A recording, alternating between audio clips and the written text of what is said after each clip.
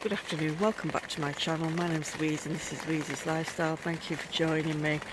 I'm in the greenhouse in the back garden as I've shifted some of my Bangladeshi vegetables, plants and a watermelon and an aubergine in here because it's been really wet weather, and I don't know if you can hear, it's raining again.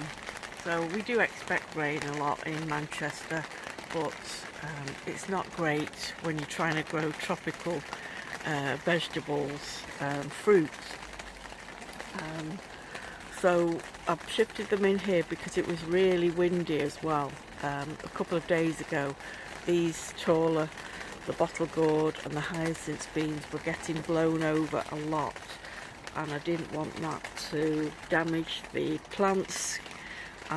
So I thought I'll put them in the greenhouse. Although this doesn't get morning sun, we haven't had much sun lately anyway, with the continuous rain.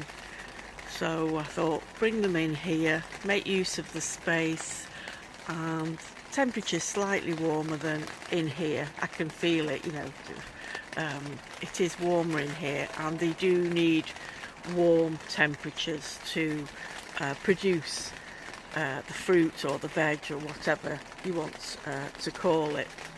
So the bottle gourd here is currently producing male flowers, and what I need to do is when they open, so these flowers will start to open in the evening, and then I need to cut a few off. So that one flowered yesterday. I'll put a picture of it. I took a picture of that, and what I need to do is cut these off once they've flowered, and keep them in a Ziploc bag, because when the female flowers appear, won't necessarily have male ones to pollinate them. So that's what I'm going to do, is harvest the male flowers when they open, keep them in a Ziploc bag, and then when the females appear, use them to cross-pollinate, because although they can be pollinated by insects inside the polytunnel, there's no guarantee of them getting in here. Although there are a few flies buzzing about, you know, I don't know whether they would pollinate them. So the bottle gourd's doing well anyway, you know, it's nice and healthy, and I've taken off the metal structure at the top. I've just put string across, and I've put some string here so that, as you can see, as the vines are touching the ceiling, hopefully they'll have something to grip onto and, you know, climb across the roof of the greenhouse. Same with the hyacinth beans. This is a white flowering variety. I've had a good crop of them previously. What they do need is warmer temperatures to start producing flowers. So although it's pretty tall, it's not produced flowers yet. So I'm hoping by bringing it in here that will happen. Warmer temperatures will stimulate it into producing flowers.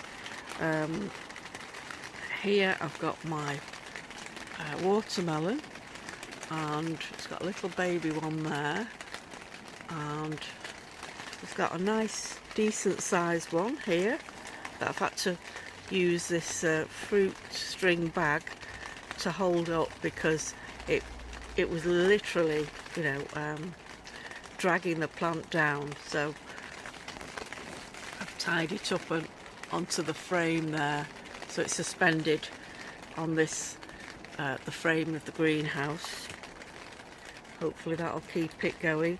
It had started to put out yellow leaves, and that's not a good sign, and that was another reason why I brought it in here. I thought, well, perhaps it was getting too wet, although they do need watering frequently.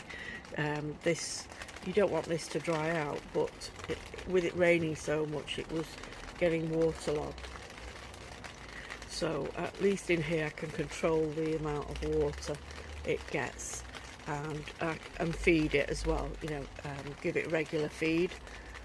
And that looks like another little watermelon there. I'll let that sort of vine across the top. And I brought one of the aubergines in. Well, there's a couple in this pot here.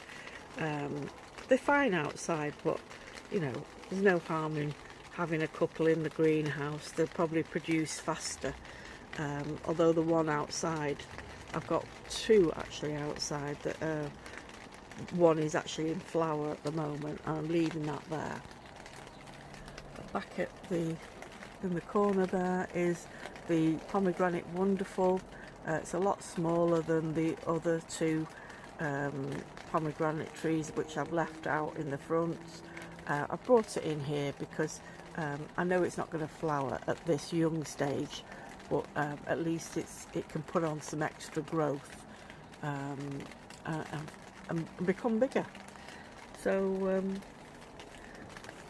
that's it really, and that's what I've done. I've shifted them in here. It was a bit of a mammoth task dragging them through the house, through the kitchen to get them in here, but it's done now, and I won't be taking them anywhere else. You know, they'll have to survive in here. So thanks very much for watching, everyone. Take care. Bye bye.